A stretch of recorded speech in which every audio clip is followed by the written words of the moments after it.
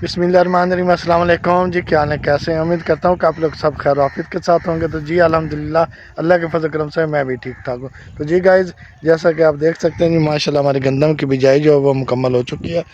गंदम की बिजाई मुकम्मल हो जाने के बाद जो अगला मरहला आता है वो होता है बन्ने निकालने का। ये देख सकते हैं जी, मोहम्मद इकबाल और उसका भतीजा जो है शहजाद मियाँ वो आ चुके हैं, वो बन्ना निकालने लगे हैं।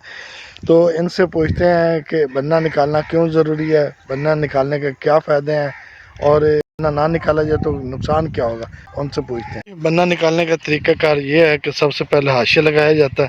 ये देखें, जैसे कि इकबाल लगा रहा है सीधा, इससे होता ही है कि ये बन्ना जो है वो सीधा डल जाता है।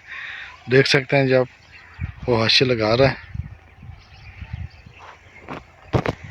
तो ले जी, मोहम्मद इकबाल आ चुका है जी, इससे पूछते हैं जी। हाँ जी इकबाल मियाँ, अस्सलाम वालेकुम। क्या हाल चाल इकबाल मियाँ? खैरियत है, तबीयत से ठीक है? अच्छा इकबाल मियाँ, अपने व्यूवर्स में दस भी बन्ना करना क्यों ज़रूरी है? बन्ना करना जरूरी है जी। उच्ची नीवी जगह जी है उनके ते पानी चढ़ाना होवे तो विच बन्ना ते डंडा पा के ते जेड़ा नु चढ़ाया जाता है। अच्छा जी। उस तो बाद जेड़ा बन्ना का ये फायदा है जी, जेड़ा पानी इस्तेमाल थोड़ा कम होता है जी, भी वो बन्ने निकल जाए तो उस हिसाब नाल पानी जो डंडा चला जाता है तो पानी इस्तेमाल थोड़ा होता है। वेरी गुड, अच्छा अच्छा, ज़्यादा नहीं लगता। सही सही।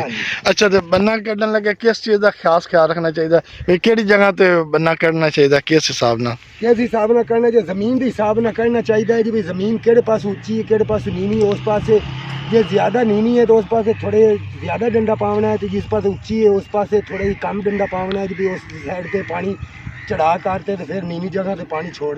वेरी गुड, वेरी गुड, ज़बरदस्त हो गया। अच्छा ये भी दस भी पाना किस तरीके का चाहिए, किस डायरेक्शन में पाना चाहिए भी, जिवें हुण तू पान दा पिया किस तरीके नाल पा सी? इस तरीके नाल पाना ये बन्ना ते उस हिसाब नाल पाना होंदा है, जमीन के हिसाब नाल पाना होंदा है। अच्छा अच्छा जी सही, मतलब जिस के ये वेखना होंदा है, ये वेखना होंदा है कि जमीन का लेवल किस तरीके दा, किस तरीके दा, कित्थों नीवी है कित्थों उच्ची है, उस हिसाब नाल। हाँ जी, उस हिसाब नाल पाना। सही सही, बहुत मेहरबानी, बहुत शुक्रिया जी, ठीक हो गया। लें जी, आपको जानकारी मिल गई होगी कि बन्ना डालते वक्त किन चीज़ों का ख्याल रखना होता है। तो भाई यहीं तक मेरी आज की वीडियो आई। होप सो कि आपको मेरी ये वीडियो पसंद आई होगी। अगर पसंद आई तो लाइक शेयर कमेंट ज़रूर कर दीजिएगा। अपना बहुत सारा ख्याल रखिएगा, मुझे अपनी दुआ में याद रखिएगा। अल्लाह हाफिज़।